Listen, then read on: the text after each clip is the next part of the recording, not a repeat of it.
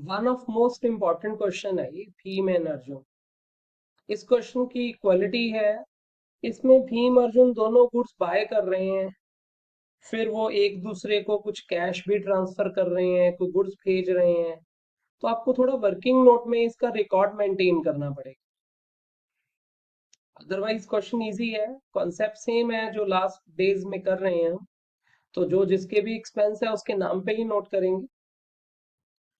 तो आपके लिए एक बार मैं क्वेश्चन की रीडिंग लूं, थोड़ा ब्रीफ देख लें क्वेश्चन में क्या है। Bhim and Arjun enter into joint venture for buying and selling of plastic goods. Profit sharing ratio इनकी 3:2 एग्रीमेंट है। अक्टूबर 1 में भीम ने परचेज की, तो जब मेमोरेंडम ज्वाइंट वेंचर अकाउंट बनाएंगे उसमें टू भीम के नाम पे आ जाएगी ये परचेजेस 60,000। हाफ गुड्स उसने अर्जुन को भेज दी। तो बच्चे भीम ने परचेज की और गुड्स अर्जुन को भेज दी।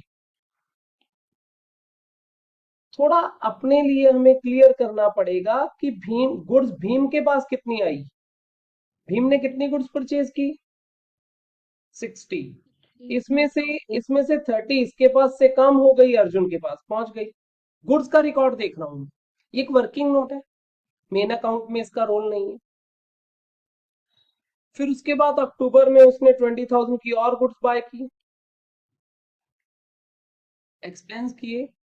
फिर अर्जुन ने परचेज की 37,500 की गुड्स, और उसने इसमें से 15,000 की गुड्स भीम को भेज दी। 15,000 यहाँ माइनस हुआ, यहाँ प्लस हो गया।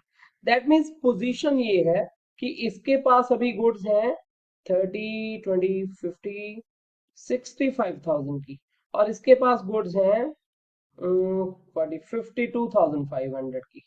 अभी तक कोई डाउट तो नहीं मैंने जो सामने नोट किया है? चेक करो।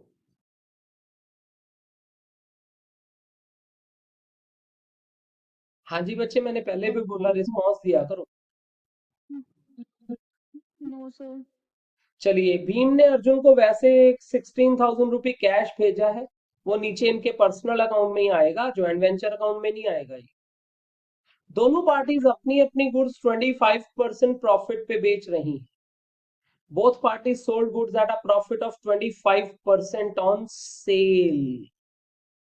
मैं फिर क्लियर कर दूं, 25% ऑन सेल, 25% ऑन सेल।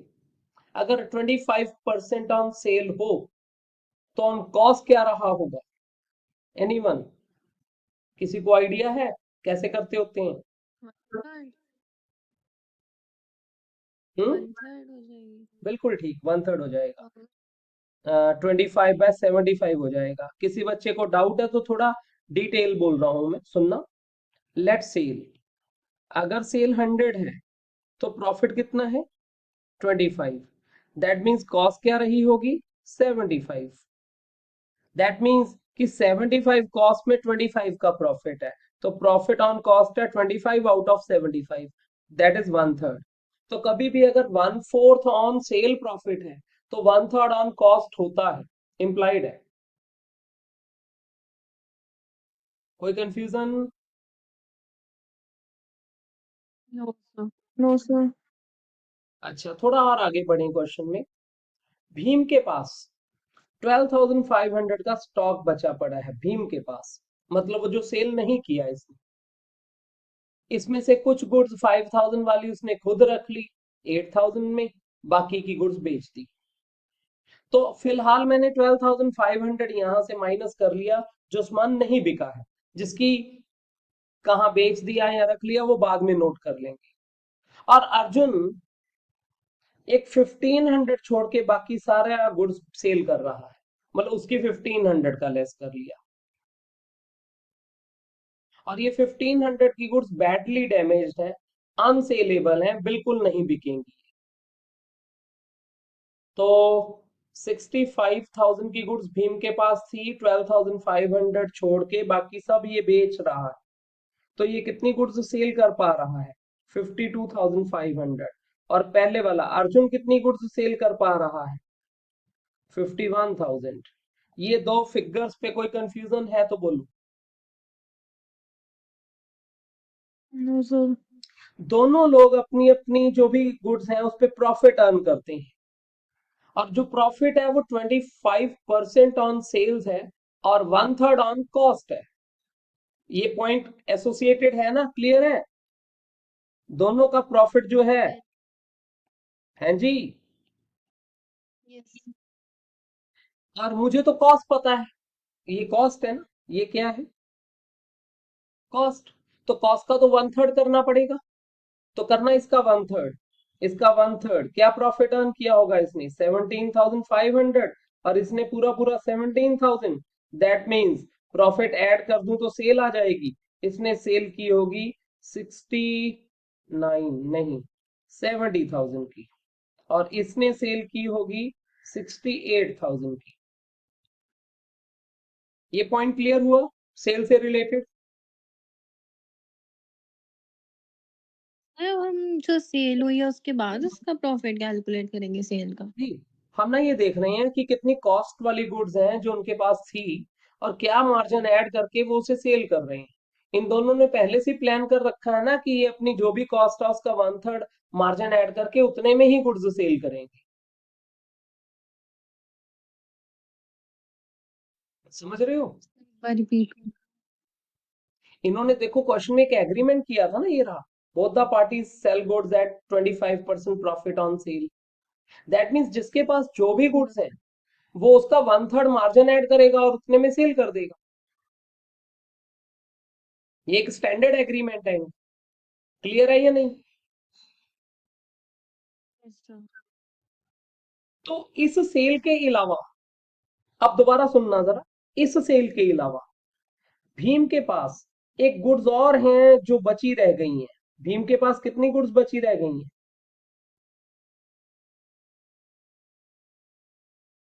12,500 बची हैं या नहीं?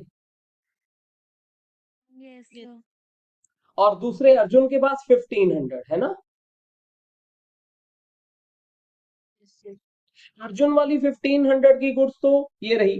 मैं दोबारा क्लियर दिखा दूं आपको। ये बहुत बुरी तरह से डैमेज थी, 1,500 की गुड्स डैमेज थी, जो कि अनसेलेबल है, बिल्कुल नहीं बिकेंगी। आ रही है ना नजर? Yes sir. बट अगर तुम चेक करो जो भीम की गुड्स हैं, तो मैं बोल रहा था अर्जुन के पास 1,500 की गुड्स हैं जो बिल्कुल अनसेलेबल है, बिल्कुल नहीं बिकेंगी, खत्म। बस माइनस तो कर ही चुके हैं, इसका कुछ नहीं। बट भीम की जो 12,500 की गुड्स थी, उसके बारे में कुछ बात की है क्या? देखना, उसमें से 5,000 देख की रही गुड्स हूँ वो ये खुद ले जा रहा है, वो उसे बाय भीम के नाम पे स्टॉक टेकन लिखूंगा, और बाकी की गुड्स वो 8,000 में सेल कर रहा है। दैट मीन्स भीम भीम थोड़ी सी सेल और कर पा रहा है, 8,000। दैट मीन्स भीम की सेल 78,000 है। बात समझे कि नहीं? तो भीम ने एक मार्केट में कॉमन सेल की है 70,000 की, ये देखो दिखाया हुआ है, और अर्जुन ने सेल की है 68,000, जो मैंने रेड पेन से कैलकुलेट किया। हाँ जी बच्चे, भीम और अर्जुन की सेल ये नजर आ रही है। इसके यस अलावा सर। कुछ जो थोड़ी सी गुड्स बची थी, वो भीम ने उसमें से कुछ 8,000 में सेल कर दी हैं, और कुछ 5,000 की गुड्स उसने एज स्टॉक टेक ओवर कर ली। ये जो मेरी वर्किंग है, कैलकुलेशन है, ये इसमें कोई डाउट तो नहीं? बस इसके बाद क्वेश्चन बहुत बहुत बहुत ज्यादा इजी हो चुका है। अब तो हमने फॉर्मेलिटी वाला अकाउंट ही बनाना है, कैलकुलेशन तो सारी हो चुकी। अब अकाउंट बनाने वाली वर्किंग हम करते हैं मिलके। चलिए, यही बनाते हैं अकाउंट। कौन कौन सा अकाउंट बनता होता है साक्षी? कौन सा अकाउंट बनेगा? एक memorandum separate joint set of venture का। बुक्स है, एक सेपरेट सेट ऑफ बुक्स है, सेपरेट सेट ऑफ बुक्स। इसमें कौन सा अकाउंट बनेगा? Memorandum joint venture. Memorandum joint venture. और इस अकाउंट में कौन कौन सी एंट्रीज आएंगी, थोड़ा सा बता दो मुझे। Purchase and sale proceeds and profit. बिल्कुल ठीक है, परचेज सेल या फिर एक्सपेंस, अगर कोई एक दो होंगे तो। क्लियर है ना? तो बताया ही हुआ है शायद कि भीम ने कितनी परचेज की थी, अर्जुन ने कितनी परचेज की थी, अर्जुन ने, फिर भीम ने कितनी सेल की थी, भीम की सेल याद है, एक 70,000 और एक 8,000, 78,000। और भीम ने कितना स्टॉक रख लिया था, वो भीम के नाम पे ही लिखना है, तो भीम लिखा ही है उसमें, स्टॉक टेकन। आ रहा है याद? अर्जुन ने कितनी सेल की थी, याद आ रहा है? अभी कैलकुलेशन दिखाई है मैंने। और भीम ने कितनी गुड्स परचेज की थी, भीम ने गुड्स परचेज की थी, यहाँ नीचे है। हम्म, हाँ, 60 की पहले परचेज की थी और 20 की बाद में, और एक्सपेंस भी किए थे उसने 2000 के। तो भीम के नाम पे यहाँ परचेज 60,000 एक, बाद में फिर से परचेज 20,000 एक, फिर एक्सपेंस 2000 भीम के नाम पे। अर्जुन के नाम पे अर्जुन ने कितनी परचेज की थी, वो याद आ रहा है? यहाँ देखें वापस जाके क्वेश्चन। 30,000 की एक, जो एक दूसरे को गुड्स भेज रहे हैं उसकी कोई बात हम यहाँ नहीं करेंगे। और एक्सपेंस कितने किए थे? 37,500 की परचेज है। अच्छा चलिए ठीक कर देता हूँ, 37,500 की परचेज है। एक्सपेंस तो नहीं किए थे कोई? नहीं नहीं। 900 इसने एक्सपेंस किया था। अच्छा, फिर एक दूसरे को हेल्प करने के लिए इन्होंने को पैसे भेजे थे, ये इसने देखो, Bhim in order to help Arjun, general account. वो इस अकाउंट में नहीं आएगा। ये जो भीम अर्जुन को पैसे भेज रहा है, वो नीचे जब भीम की बुक में हम अकाउंट बनाएंगे तो उसमें टू कैश लिखेंगे, और जिसे रिसीव हुआ उसमें बाय कैश लिखेंगे। आया याद कि ऐसे ही करते होते थे? यस ठीक है। यस। और तो कुछ है ही नहीं क्वेश्चन में फिर, जो पैसे भेजने हैं वो तो यहाँ आने नहीं है, कोई कमीशन इसमें तो होगी तो यहाँ। बस यही डाउट की सेल्स बैलेंसिंग कैसे फिगर प्रॉफिट कैलकुलेट आएगा करेंगे। भीम और अर्जुन के नाम पे, लिख लेंगे share of profit. Okay sir. तो बाकी फिनिश हो जाएगा अब आपका। ये क्वेश्चन 35 था हमारा। हाँ, आप पूछिए और क्या पूछना है? जब हम एक दूसरे को बिल भेजते हैं ना, 37 क्वेश्चन, जब हम एक दूसरे को बिल भेजते हैं तो बिल फुल अमाउंट का ही लिखना होता है, ऑपोजिट साइड पे डिस्काउंट आ जाता है जिस बंदे ने डिस्काउंट करवाया। ज्वाइंट वेंचर अकाउंट में भी आ जाएगा वो डिस्काउंट। बिल देखो, इसमें ही ड्रू ऑन धीरेन, धीरेन से बिल मिला है 40,000 का, और 400 का डिस्काउंट है। डिस्काउंट दोनों पार्टीज ने इक्वल बियर करना है, और इनकी प्रॉफिट शेयरिंग रेशो देखना, वो भी इक्वल है। अगर प्रॉफिट शेयरिंग रेशो भी इक्वल है, डिस्काउंट भी इक्वल शेयर करना है, तो दैट मीन्स डिस्काउंट को आप ज्वाइंट वेंचर अकाउंट में ही नोट कर सकते हैं, क्योंकि सर वो सेम रेशो। पर्सनल अकाउंट में नहीं लिखा अकाउंट। हाँ, पर्सनल अकाउंट में लिखूंगा मैं, जब मैं बुक्स ऑफ किसकी बुक्स बनाऊं, बोलो आप जो कहो। हिरेन। हिरेन, हिरेन को बिल मिला था या उसने पे किया था बिल? मिला था। तो सबसे पहले वो बाय बी आर लिखेगा, ऐसा ही होगा ना, यस। और टू डिस्काउंट लिखेगा क्योंकि उसी ने डिस्काउंट करवाया। अब आप कह रहे हो कि नहीं 39,600 ही लिख लें, नो, नेट नहीं, ये अमाउंट ऐसे लिखेंगे, दोनों इफेक्ट्स आएंगे।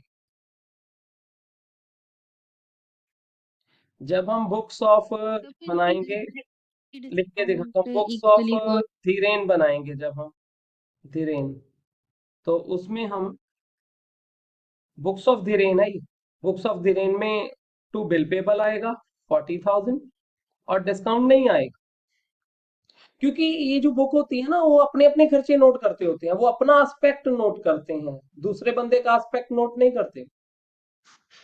फिर सर लिखा तो हुआ है कि discount is borne by party थी।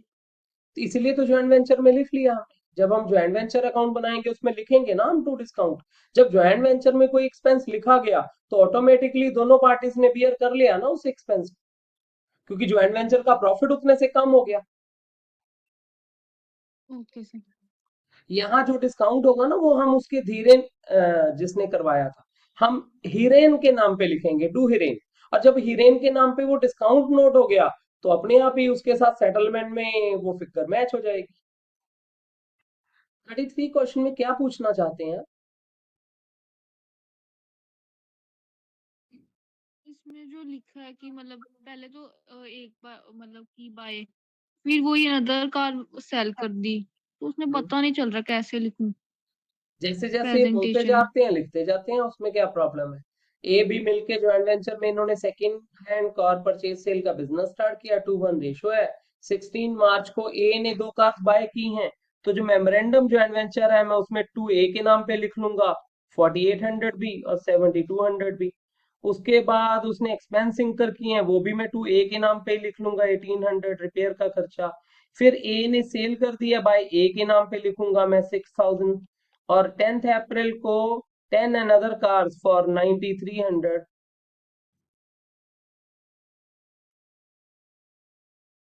दूसरी कार भी उसने सेल कर दी है ए ने ही, बाय ए के नाम पे सेल ऑफ अनदर कार 9300 आ जाएगा। अप्रैल 12 को एक और कार परचेज की उन्होंने, टू ही मींस ए के नाम पे ही आ रहा है, 9000। ये लो ए के नाम पे लिख लिया मैंने। और ए ही ने ही सेल की है फिर से 12,000। और amount paid to be, who sent it to his bank account, this amount was paid to be. अच्छा, ये जो दूसरे वाली सेल है ना, ये बी के पास पैसा गया है। ये सेल किसके पास गया है? ये वाला दूसरे वाला। हाँ जी, मैं करेक्शन कर रहा हूँ, देखना जरा। मैंने बी क्यों लिखा, समझ लगा? हाँ जी। क्योंकि बोला इन्होंने कि बी ने पैसा रखा है खुद। ऑन मार्च 12 को बी बाय कार, बी ने बाय की, टू बी के नाम पे लिख लेते हैं, परचेज 6000। वो लिखे और उसने कि खर्च, दिस अमाउंट वो पेड हाँ टू जी, बी, क्या कहा? तो वहां पे लिखे this amount was paid to be. हाँ, वो ऊपर सेल का पैसा पेड टू बी लिखा है ना, उसके बाद आगे परचेज की बात तो उसके बाद उसमें स्टार्ट हुई है। सेल सर का पर पैसा यहाँ बी के पर पास। तो ए के नाम पे कट करना चाहिए, बाद में हम पर्सनल अकाउंट में बी के हिसाब से। नहीं नहीं, यहाँ जो सेल है मेमोरेंडम जॉइंट वेंचर में जिसने की होती है उसी के नाम पे लिखते होते हैं, पैसा भी तो उसी के पास है। कैसे? इसके बाद बी ने एक 6000 की कार परचेज की, एक 600 के expense. He sell this car for 75, he sell मतलब बी ने ही सेल की है 7500 में। बट 15 मार्च को ये कार वापस लेनी पड़ी इसे, टू बी के नाम पे वापस रीपरचेज ले लो, रीपरचेज टू बी के नाम पे। लेकिन ये रीपरचेज उसे सिर्फ की है कितने में, 7200 में। 200। हाँ, सर दिस अगर सेल 300 की शो कर दे, ऐसे कर सकते हैं? नहीं कर सकते, जो जैसे काम हो रहा है वैसे नोट करो उसे। और एंड में एक ओके कार सर। बची रह गई थी, A take over at an agreed, A के नाम पे लिखेंगे स्टॉक टेकन, ये स्टॉक टेकन ए के नाम पे 6750। अब आप ये नहीं सोचेंगे कि ये कार एक्चुअली कितने में बाय की थी, बस एग्रीमेंट है, जितने में भी ए ले गया ए के नाम पे उतना ही लिखेंगे आप। लो, हो गया फिनिश क्वेश्चन। बार बार purchase sale purchase sale purchase sale हो रही थी, जो बंदा जो एक्सपेंस कर रहा था या कलेक्शन कर रहा था उसके नाम पे लिखते गए। क्या टफ था इसमें? सर एक बार दूसरा वाला अकाउंट बना के दिखा दो, मतलब जब हम कंफ्यूजन। ए की बुक बनाएंगे तो जहां जहां टू ए लिखा है, टू लिखा है टू कैश आ जाएगा, बाय लिखा है बाय कैश आ जाएगा। और जो ए ने वो एंड में कार टेक ओवर की, वो बाय कैश ना लिख के बाय कार टेक कार लिख लेंगे, कार परचेज होगी एक तरह से उसकी अपनी, बाय कार एंट्री बन जाएगी सर उसकी, एसेट डेबिट टू। तो हाँ, उस हिसाब से तो आंसर ही नहीं मैच करेगा। आंसर मैच क्यों नहीं करेगा? अब देखना अगर आंसर मैच हो रहा है कि नहीं हो रहा है, देखना प्रॉफिट आ रहा है या नहीं आ रहा सर है। पर्सनल अकाउंट का, पर्सनल अकाउंट पर्सनल भी मैच हो जाएगा, पहले बताओ प्रॉफिट आ रहा है या नहीं आ रहा है? वो तो आ रहा है। आ रहा है। प्रॉफिट कैसे डिवाइड करना है, ये जो परसेंट प्रॉफिट आ रहा है, 2:1। तो 2:1 के अकॉर्डिंग ए और बी का प्रॉफिट कितना कितना आएगा, चलो बताओ जरा। 300 and 1650। कितना बोला आपने, दोबारा बोलो। 300 and 1650। चलो ये लिख लिया मैंने। अब मैं बनाता हूँ उसकी बुक, अपना क्या बनाने लगा हूँ अब मैं, एक ही बुक। ए की book, book of A, books of A, मतलब मैं ए के सारे खर्चे लिखूंगा। ए ने 4800 का एक खर्च किया है, 7200 का एक खर्च किया है, और 1800 का एक, ए के ये तीन खर्चे थे। और चौथा एक 9000 और था, कुछ एक्सपेंस से। पहली कार परचेज एक्सपेंस, फिर कार परचेज। इजी लगा? By cash. ए ने जो सेल वगैरह करके पैसा अपने पास रखा, एक 6,000 एक, 93,100 एक। फिर एक कार इसने खुद टेक ओवर कर ली थी, उसे लिखूंगा मैं बाय कार, 6,750। और जो प्रॉफिट है वो इधर आएगा, प्रॉफिट टू प्रॉफिट 3,300। देखना जरा बैलेंस आ रहा है या नहीं आ रहा। आप कह रहे हैं आंसर नहीं आ रहा, करो टोटल, कैलकुलेटर उठाओ, देखें 4050 आ रहा है या नहीं आ रहा। 4800 प्लस 72।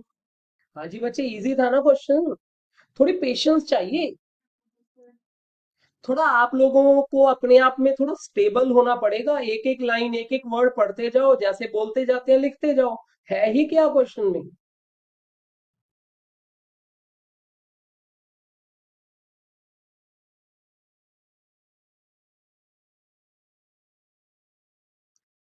बोलो आप।